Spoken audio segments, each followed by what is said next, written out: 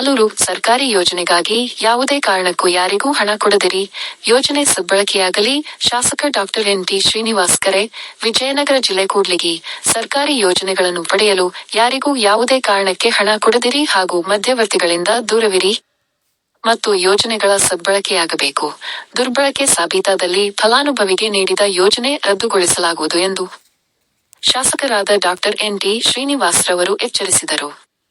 ಅವರು ಆಲೂರು ಗ್ರಾಮದಲ್ಲಿ ಮನೆ ಮನೆಗೆ ಶಾಸಕ ಮನೆ ಬಾಗಿಲಿಗೆ ಸರ್ಕಾರ ಎಂಬ ವಿನೂತನವಾದ ಜನಸಂಪರ್ಕ ಸಭೆಯ ಕಾರ್ಯಕ್ರಮದ ಸಂದರ್ಭದಲ್ಲಿ ಸಣ್ಣ ನೀರಾವರಿ ಇಲಾಖೆ, ರೇಷ್ಮೆ ಇಲಾಖೆ ಸೇರಿದಂತೆ ವಿವಿಧ ಇಲಾಖೆಗಳಿಂದ ಮಂಜೂರಾದ ಗಂಗಾ ಕಲ್ಯಾಣ ಯೋಜನೆ ಒಳಗೊಂಡಂತೆ ವಿವಿಧ ಯೋಜನೆಗಳಡಿ ಅರ್ಹ ಫಲಾನುಭವಿಗಳಿಗೆ ಪರಿಕರಗಳನ್ನು, ಸಲಕರಣೆಗಳನ್ನು, ಪಂಪ್ಸೆಟ್, ಪೈಪ್, ಇತರೆ ಪರಿಕರಗಳನ್ನು ವಿತರಿಸಿ ಮಾತನಾಡಿದರು. ರೈತರ ನೆರವಿಗಾಗಿ ಕೃಷಿ ವಿಜ್ಞಾನ ಕೇಂದ್ರ ಹಾಗೂ ಜಿಲ್ಲಾ ಕೃಷಿ ವಿಜ್ಞಾನ ಕೇಂದ್ರ ಮಂಜೂರು ಮಾಡಿಸಿ ತರುವಲ್ಲಿ ತಾವು ಯಶಸ್ವಿಯಾಗಿರುವುದಾಗಿ ಹೆಮ್ಮೆಯಿಂದ ನುಡಿದರು. ಕ್ಷೇತ್ರದ 74 ಕೆರೆಗಳಿಗೆ ನೀರು ತುಂಬಿಸುವ ಯೋಜನೆ ಜಾರಿ ತಂದಿರುವ ಪರಿಣಾಮ ಬೋರ್ವೆಲ್ಗಳಲ್ಲಿನ ಅಂತರ್ಜಲ ಮಟ್ಟ ಬಹಳಷ್ಟು ಸುಧಾರಿಸುವಲ್ಲಿ ಮಹತ್ತರ ಪಾತ್ರ ವಹಿಸಿದೆ ಎಂದರು. ತಾಲೂಕಿನ 33 ರೇಷ್ಮೆ ಫಲಾನುಭವಿಗಳಿಗೆ ಇಲಾಖೆಯಿಂದ ನೀಡಲ್ಪಡುವ ವಿವಿಧ ಉಪಕರಣಗಳನ್ನು ಹಾಗೂ ಪರಿಕರಗಳನ್ನು, ಸಣ್ಣ ನೀರಾವರಿ ಇಲಾಖೆಯಿಂದ ಅರ್ಹ 17 ಫಲಾನುಭವಿಗಳಿಗೆ ಸಾಮಗ್ರಿಗಳನ್ನು, ಉಪಕರಣಗಳನ್ನು ಶಾಸಕರು ನೀಡಿದರು. ರೇಷ್ಮೆ ಇಲಾಖೆ, ಸಣ್ಣ ನೀರಾವರಿ ಸೇರಿದಂತೆ ವಿವಿಧ ಇಲಾಖೆಗಳ ಅಧಿಕಾರಿಗಳು, ಸಿಬ್ಬಂದಿಯವರು ಹಾಜರಿದ್ದರು. ಕೆ.ಎಂ. ಶಶಿಧರ ಸ್ವಾಮಿ ಸೇರಿದಂತೆ ಅನೇಕ ಮುಖಂಡರು, ವಿವಿಧ ಜನಪ್ರತಿನಿಧಿಗಳು, ಗ್ರಾಮದ ಹಿರಿಯರು, ವಿವಿಧ ಯೋಜನೆಗಳ ಫಲಾನುಭವಿಗಳು, ರೈತರು, ನೂರಾರು ಗ್ರಾಮಸ್ಥರು ಉಪಸ್ಥಿತರಿದ್ದರು. ವಿ.ಜಿ. ವೃಷಭೇಂದ್ರ ಕೂಡ್ಲಿಗಿ. ನೀರಾವರಿ ಲೆಕ್ಕ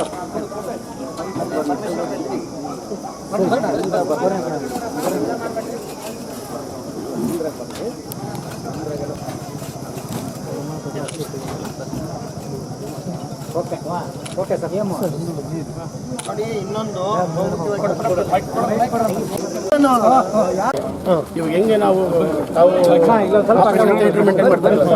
ಆ ಥರ ಈ ಉಳು ಸಾಕಾಣಿಕೆ ಮನೆಗಳನ್ನ ತೊಳ್ಕೊಳ್ಲಿಕ್ಕೋಸ್ಕರನೇ ಇವು ಪವರ್ ಸ್ಪ್ರೇಗಳು ಮಾಡಿದ್ದೀವಿ. ಆಮೇಲೆ ರೇಷ್ಮೆ ಬೆಳೆಗಾರರು ಅವರು ಮನೆಗಳಲ್ಲಿ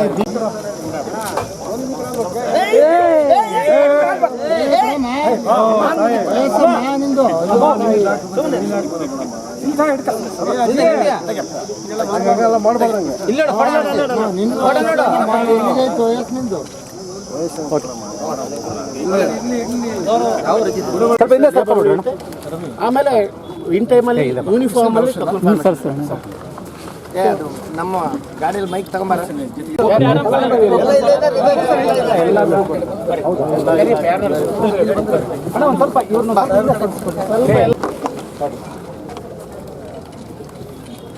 ಸರ್, ಇದು ತೋಟದಲ್ಲಿ ಅಭಿವೃದ್ಧಿ ಆಗಬೇಕು ಅಂತೇಳಿ ಮೈಕ್ ಮಾಡಿ ಸಾಯಿಲ್ ಕೊಡ್ತಾ ಇದ್ದೀವಿ ಸರ್. ಮನೆ ತೊಳ್ಕೊಳ್ಳಿಕ್ಕೆ ಟಕ್ಕಲ್ ಕೊಡ್ತಾ ಇದ್ದೀವಿ ಸರ್. ಬೂಜಿ ಪ್ರಾಬ್ಲಮ್ ಭಾಳ ಇದೆ ಸರ್. ಇದು ಬೂಜಿ ಫರ್ಮನ್ ಕೊಡ್ತಾ ಇದ್ದೀವಿ ಸರ್. ದಂಡಕ್ಕೆ ಹೋಗಿದ್ದಾನೆ. ನಾನು ಆರ್ಗಾನಿಕ್ ನಲ್ಲಿ ಮಾಡಿದ್ದೀನಿ. 50 ರೂಪಾಯಿ ಕೆಜಿ ಕೊಟ್ಟಿದ್ದೀನಿ. ಈ ಫೋನ್ ಬಂತು ನನಗೆ. ಉಳಿದ ಮೇಲೆ ಕೊಡೋದಿಲ್ಲ ಸರ್, ಇದರಲ್ಲಿ ಕೊಡುತ್ತಾರೆ. ಹಾಗಾಗಿ ಅವರಿಗೆ ಬಹಳಷ್ಟು ಅನುಕೂಲ ಆಗ್ತಾ ಇದೆ ಸರ್. ರೈತ ಇವೆಲ್ಲವನ್ನು ಕೂಡ ರೈತರಿಗೆ ನಾವು ಸರ್, ಇವತ್ತು ಮೇಜರ್ ಆಗಿ ನಾವು ಚಂದ್ರಿಕೆ ಸರ್, ಪ್ಲಾಸ್ಟಿಕ್ ಚಂದ್ರಿಕೆ ಕೊಡ್ತಾ ಇದ್ದೀವಿ, ಪವರ್ ಸ್ಪ್ರೇಯರ್ ಕೊಡ್ತಾ ಇದ್ದೀವಿ, ಆಮೇಲೆ ಬ್ರಷ್ ಕಟರ್ಸ್ ಕೊಡ್ತಾ ಇದ್ದೀವಿ, ಸೋಲಾರ್ನು ಕೊಡ್ತಾ ಇದ್ದೀವಿ ಸರ್, ಆಮೇಲೆ ಔಷಧಿ ಕೊಡ್ತಾ ಇದ್ದೀವಿ ಸರ್. ಮೇಜರ್ ಆಗಿ ತೋಟದಲ್ಲಿ ಬಳಸತಕ್ಕಂಥ ಪೋಷಕಾಂಶಗಳು ಮತ್ತು ಮನೆ ತೊಳ್ಕೊಳ್ಳಿಕ್ಕೆ ಹಾಗೂ ಊಜಿ ಕಂಟ್ರೋಲ್ ಮಾಡಲಿಕ್ಕೆ ಔಷಧಿ. ಎಷ್ಟು ಬೆಳೆಗಾರರಿದ್ದಾರೆ ಸರ್? ಈಗ ನಮ್ಮ ಕೂಡ್ಲಿಗಿ ತಾಲೂಕಲ್ಲಿ 1350 ಜನ ರೇಷ್ಮೆ ಬೆಳೆಗಾರರಿದ್ದಾರೆ ಸರ್. 900 ಹೆಕ್ಟೇರ್ ಕಾರ್ಯಕ್ರಮದಲ್ಲಿ ಮಾಡಬೇಕು ಅಂತೇಳಿ ಮಾಡಿ ಇಪ್ಪತ್ತರೊಳಗೆ ಎಂಟ್ರಿ ಮಾಡಿದ್ದೀನಿ ಸರ್. ಈಗ ಅದು ಕಾರ್ಯಕ್ರಮ ಲಾಂಚ್ ಆದ ತಕ್ಷಣ ಅವ್ರಿಗೆ ಮಾಡ್ಕೊಡ್ತೀವಿ ಸರ್. ಭಾಳಷ್ಟು ಒಳ್ಳೆ ಪ್ರೋಗ್ರೆಸ್ ಆಗ್ತಾ ಇದೆ ಸರ್. ಸಬ್ಸಿಡಿ ಕೊಡ್ತಾ ಇದ್ದೀವಿ ಸರ್, ಬರ್ತಾ ಇದೆ, ಏನು ತೊಂದರೆ ಇಲ್ಲ ಸರ್. ಎಲ್ಲರೂ ಈ ಸತಿ ಹೊಸಪೇಟೆ ಜಿಲ್ಲೆಯಲ್ಲಿ 300 ಜನಕ್ಕೆ ಕೊಟ್ಟಿದ್ದೀವಿ ಸರ್ ರೇಷ್ಮೆ ಸಾಕಾಣಿಕೆ ಮನೆಗೆ. ಇವಾಗ ತಾವು ಕೂಡ ನಿರಂತರವಾಗಿ ಪ್ರಶ್ನೆಗಳನ್ನ ಸರ್ಕಾರಕ್ಕೆ ಕೇಳಿ ನಮ್ಮ ಅನುದಾನವನ್ನು ಕೂಡ ಉಳಿಸಲಿಕ್ಕೆ ಬಹಳಷ್ಟು ಪ್ರಾಮಾಣಿಕ ಪ್ರಯತ್ನ ಮಾಡಿದ್ದೀರಾ ಸರ್. ತಮಗೆ ಇಲಾಖಾ ಪರವಾಗಿ ತುಂಬ ಧನ್ಯವಾದಗಳನ್ನ. ಅತಿ ಹೆಚ್ಚು ಪ್ರಶ್ನೆಗಳು ವಿಧಾನಸೌಧದಲ್ಲಿ ಹಾಕಿ ಎಲ್ಲ ಇಲಾಖೆಗಳು ಸಂಬಂಧಪಟ್ಟ ಸರ್ಕಾರದಲ್ಲಿರೋ ಎಲ್ಲ ಇಲಾಖೆಗಳಿಗೂ ಪ್ರಶ್ನೆ ಮಾಡಿ ಪ್ರತಿಯೊಂದು ರೇಷ್ಮೆ ಆಗಿರ್ಬೋದು, ಆಯ್ತಾ, ನಮ್ಮ ಏನು ಸಣ್ಣ ನೀರಾವರಿ ಆಗಿರ್ಬೋದು, ಎಲ್ಲದಕ್ಕೂ ಯಾವ ರೀತಿ, ಯಾಕೆ ಅಂತಂದರೆ ಮೊನ್ನೆ ಉಪಮುಖ್ಯಮಂತ್ರಿಗಳಾದ ಡಿ.ಕೆ. ಶಿವಕುಮಾರ್ ಸಾಹೇಬರು ಕೆರೆತುಂಬಿಸಿ ಯೋಜನೆಗೆ ಬಂದಾಗ ಇವರು ಒಂದು ಬಹಳ ಚೆನ್ನಾಗಿರೋದು ಒಂದು ರೇಷ್ಮೆದು ಒಂದು ಹಾರ ಮಾಡಿದ್ರು.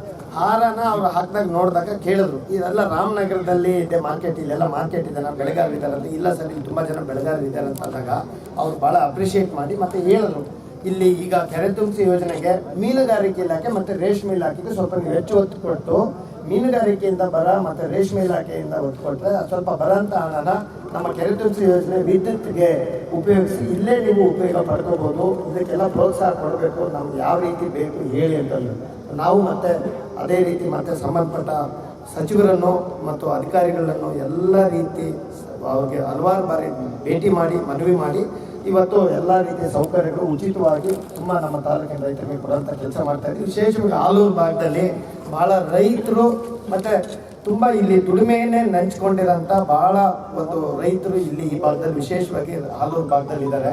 ಸೊ ಅದಕ್ಕೋಸ್ಕರ ಇವತ್ತು ಭಾಳ ಅರ್ಥಪೂರ್ಣ ಕಾರ್ಯಕ್ರಮ ಅಂತ ನಾನು ಅಂದ್ಕೊಂಡಿದ್ದೀನಿ. ಯಾಕಂದರೆ ಸುಮಾರು 20ಕ್ಕೂ ಹೆಚ್ಚು ಜನ ನಾವು ಪಂಪು ಮೋಟ್ರುಗಳು ಕೂಡ ಫಲಾನುಭವಿಗಳಿಗೆ ಕೊಡ್ತಾ ಇದ್ವಿ. ಅದೇ ರೀತಿ ನಮ್ಮ ಎಲ್ಲ ರೇಷ್ಮೆ ಬೆಳೆಗಾರರು ಕೂಡ ಇನ್ನೂ ಮುಂದಿನ ಕೂಡ ಹೆಚ್ಚಿನ ರೀತಿ ಮಾಡಿ ಒಂದು ನಾನು ಹೇಳಿದ್ವಲ್ಲ, ನಾನು ಡಾಕ್ಟರ್ ಆಗಿದ್ರೂ ಶಿಕ್ಷಣ ಆರೋಗ್ಯಕ್ಕಿಂತ ಜಾಸ್ತಿ ನಾವು ಸಣ್ಣ ನೀರಾವರಿ ಮತ್ತು ಕೃಷಿ ಇಲಾಖೆಗೆ ನಾವು ಒತ್ತು ಕೊಡ್ತಾ ಇದ್ದೀವಿ. ಈಗ ಮುಂದಿನ ವಾರ ಸಮಯದ ಅಭಾವ ಆಗ್ಬಿಟ್ಟಿದೆ. ಈಗ ಮುಂದಿನ ವಾರ ಜಿಲ್ಲಾ ಕೃಷಿ ತರಬೇತಿ ಕೇಂದ್ರ ನಮ್ಮ ಜಿಲ್ಲೆಗೆ, ಹೊಸ ಜಿಲ್ಲೆ ಆದಮೇಲೆ ಒಂದು ಹೊಸ ಜಿಲ್ಲೆ ಕೃಷಿ ತರಬೇತಿ ಕೇಂದ್ರ ಜಿಲ್ಲೆಗೆ ಆಗಂತ ನಮ್ಮ ತಾಲೂಕಿಗೆ ಆಗಿ ಟೆಂಡರ್ ಆಗಿ ಅದು ಅಗ್ರಿಮೆಂಟ್ ಆಗಿ ಕೂಡ ಆಗಿದೆ. ನಮ್ಮ ಏನು ನಮ್ಮ KVK ಕೃಷಿ ವಿಜ್ಞಾನ ಕೇಂದ್ರಕ್ಕೆ ಅದೇ ಜಾಗದಲ್ಲೇ ನಾವು ಜಿಲ್ಲಾ ಕೃಷಿ ತರಬೇತಿ ಕೇಂದ್ರ ಕೂಡ ಮುಂದಿನ ವಾರ ಭೂಮಿ ಪೂಜೆ ಮಾಡೋಂಥ ಕೆಲಸ ಕೂಡ ಮಾಡ್ತೀವಿ. ಸೊ ರೈತರಿಗೆ ಉಪಯೋಗ ಆಗಂಥ ಕೆಲಸಗಳಿಗೆ ನಾವು ಭಾಳ ಆಸಕ್ತಿ ವಹಿಸಿದ್ದೀವಿ. ಸೊ ತಾವೆಲ್ಲರೂ ಸದುಪಯೋಗ ಪಡಿಸ್ಕೋಬೇಕು ಅಂತೇಳಿ ನಾನು ಮನವಿ ಮಾಡ್ತೀನಿ. ಒಂದು ಹಾಂ, ಕೊಡೋಣ.